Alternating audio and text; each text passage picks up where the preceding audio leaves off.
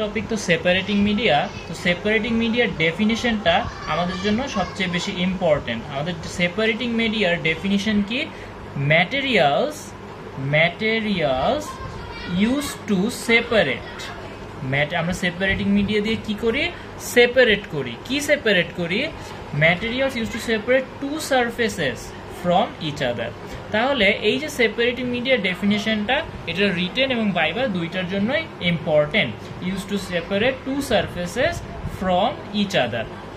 এখন এই যে সেপারেটিং মিডিয়া, এটা কোন কোন সারফেস সেপারেট করার জন্য আমরা ব্যবহার করি? আমরা বলতে পারি plaster to plaster surface, plaster to plaster surface. আমরা বলতে পারি plaster to acrylic resin, plaster to acrylic resin. এই যে আমরা কি করতে পারি? দুইটা প্লাস্টার সারফেসকে সেপারেট করার জন্য সেপারেটিং মিডিয়া ইউজ করতে পারি। আবার কি করতে পারি? প্লাস্টার এবং অ্যাক্রাইলিক রেজিন এই দুইটাকে সেপারেট করার জন্য সেপারেটিং মিডিয়া ইউজ করে থাকি। এতে কি হয়? আমাদের যে প্রসিজারটা সেটা একদম পারফেক্ট হয়। তাহলে আমাদের এই যে সেপারেটিং মিডিয়ার ডেফিনিশনটা আমরা জানলাম। আমরা এই সেপারেটিং মিডিয়াটা কেন ব্যবহার করি? দেখো, আমরা মোল্ড সারফেস ইউজ করি। এই মোল্ড সারফেসের সাথে কিন্তু ডাইরেক্টলি ইন্টারঅ্যাকশন করে আমাদের ডেঞ্চার বেস রেজিন। এখন আমাদের মোল্ড সারফেসে কি আছে? পানি আছে। এই যে পানিটা আছে, এই পানিটা কি হইতে পারে? মোল্ড সারফেস থেকে ডেঞ্চার বেস রেজিনে চলে যাইতে পারে। তাহলে কি আমার যে ডেঞ্চার তৈরির যে প্রসেসটা, সেটা কি আর পারফেক্ট থাকলো? অবশ্যই থাকলো না। তাই আমরা মোল্ড সারফেস এবং ডেঞ্চার বেস রেজিনকে সেপারেট করি, যাতে ওয়াটার ডিফিউশন না হয়। আমরা আরেকটা কারণে এই সেপারেটিং মিডিয়া ইউজ করি। আমাদের ডেঞ্চার বেস রেজিনে কি তৈরি হইতে পারে? Free monomer. এই ফ্রি মনোমারটা এই মোল্ড সারফেস কি করতে পারে? সোক করে নিতে পারে। কিন্তু আমার ডেঞ্চার বেস রেজিনের মনোমারটা কি মোল্ড সারফেসকে সোক করতে দেওয়া উচিত? অবশ্যই উচিত না। তাহলে কিন্তু আমার ডেঞ্চার তৈরির প্রসেসটা কিন্তু আর পারফেক্ট থাকলো না।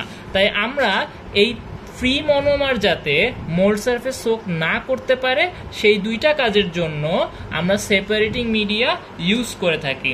আরও অনেক কারণ আছে, ফিলিপসে এই দুইটা কারণ লেখা আছে, তাই আমি এই দুইটা কারণ বললাম। মোটামুটি এই দুইটা কারণ বলতে পারলে পরীক্ষার জন্য এনাফ। আমাদের সেপারেটিং মিডিয়া থেকে এরপর যে পার্টটা ইম্পর্টেন্ট, সেটা হচ্ছে সেপারেটিং মিডিয়ার ক্লাসিফিকেশন। রিটেন এবং ভাইভা দুই ক্ষেত্রেই আমাদের এই কোয়েশ্চেনটা আসে।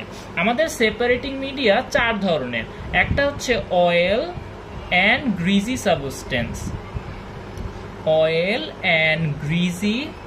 সাবস্টেন্স, আমাদের এছাড়াও আছে সলিউশন সেপারেটিং মিডিয়া,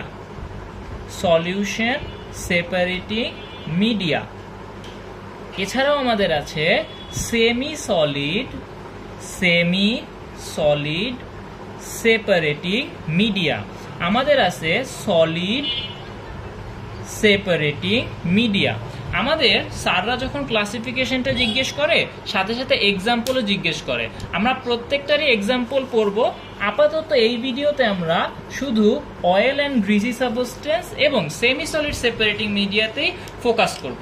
আমাদের অয়েল অ্যান্ড গ্রিজি সাবস্টেন্সের এক্সাম্পল কি? আমাদের অয়েল অ্যান্ড গ্রিজি সাবস্টেন্স, এটার এক্সাম্পল হচ্ছে ভেজলিন।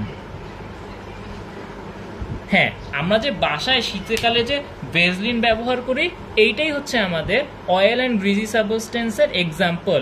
এটাকেও আমরা সেপারেটিং মিডিয়া হিসেবে ইউজ করে থাকি।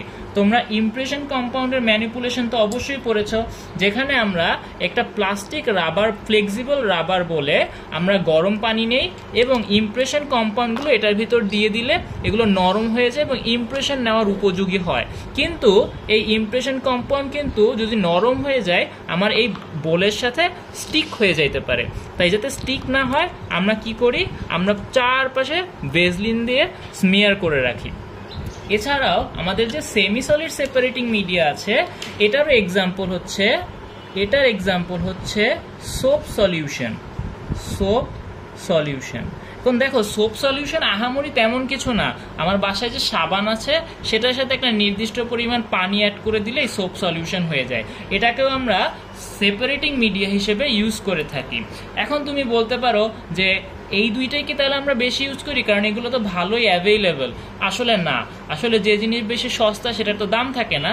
তো ঠিক একইভাবে এই দুইটা আমরা ব্যবহার করি না। কেন করি না? কারণ খেয়াল করে দেখো, আমাদের অয়েল অ্যান্ড গ্রিজি সাবস্টেন্সে কি আছে? অয়েল আছে। আমরা কি জানি সোপের ভিতর কি থাকে? অয়েল থাকে। তাহলে আমরা কি জানি অয়েল কি আমাদের শরীরের জন্য ভালো? ভালো না। অয়েল কি করে? আমাদের শরীরকে দুর্বল করে, রোগাক্রান্ত করে। একইভাবে আমাদের এই দুইটা separating media weaken the plaster surface, আমাদের প্লাস্টার সারফেসটাকে উইক করে ফেলে। উইকেন দি প্লাস্টার সারফেস। আমাদের এই দুইটা সেপারেটিং মিডিয়ার এইটাই হচ্ছে মেইন ডিসঅ্যাডভান্টেজ। আমাদের আরেকটা ডিসঅ্যাডভান্টেজ হচ্ছে, চিন্তা করে দেখো, তুমি ভেজলিন নিলা এবং ভেজলিন নিয়ে তুমি আমাদের এটাকে সেপারেটিং মিডিয়া হিসেবে ইউজ করবা। এখন এইটা কি ইউনিফর্মলি অ্যাপ্লাই করা পসিবল? অবশ্যই পসিবল না। দেখা যাবে কোনো জায়গায় একটু বেশি পড়ে গেছে, কোথাও একটু কম হয়েছে, এরকম হইতেই পারে। তার মানে এটা আরেকটা ডিসঅ্যাডভান্টেজ কি? ইউনিফর্ম অ্যাপ্লিকেশন পসিবল হয় না। এই কারণে আমরা এই দুইটা সেপারেটিং মিডিয়া কোথায় ব্যবহার করি? যেখানে খুব একটা অ্যাকুরেসির প্রয়োজন নাই। যেমন ধরো এই যে আমরা ইমপ্রেশন কম্পাউন্ডের ম্যানিপুলেশনে ইউজ করছিলাম। এছাড়াও আমরা ফ্লাস্কিং এই প্রসেসে ব্যবহার করি এই দুইটা সেপারেটিং মিডিয়া। আমরা যখন দুইটা মডেলের আর্টিকুলেশন করি, আর্টিকুলেটিং দ্য মডেল, তখনও আমরা এই দুইটা সেপারেটিং মিডিয়াই ইউজ করে থাকি। তার মানে সহজ কথা, যেখানে অ্যাকুরেসি ইজ নট ইম্পর্টেন্ট, সেখানেই আমরা এই দুইটা সেপারেটিং মিডিয়া ইউজ করে থাকি। আমাদের আজকের ভিডিওতে এইটুকুই আলোচনা ছিল। আমরা পরবর্তী ভিডিওতে আমাদের যে বাকি দুইটা সেপারেটিং মিডিয়া আছে সেইগুলো নিয়ে আলোচনা করব।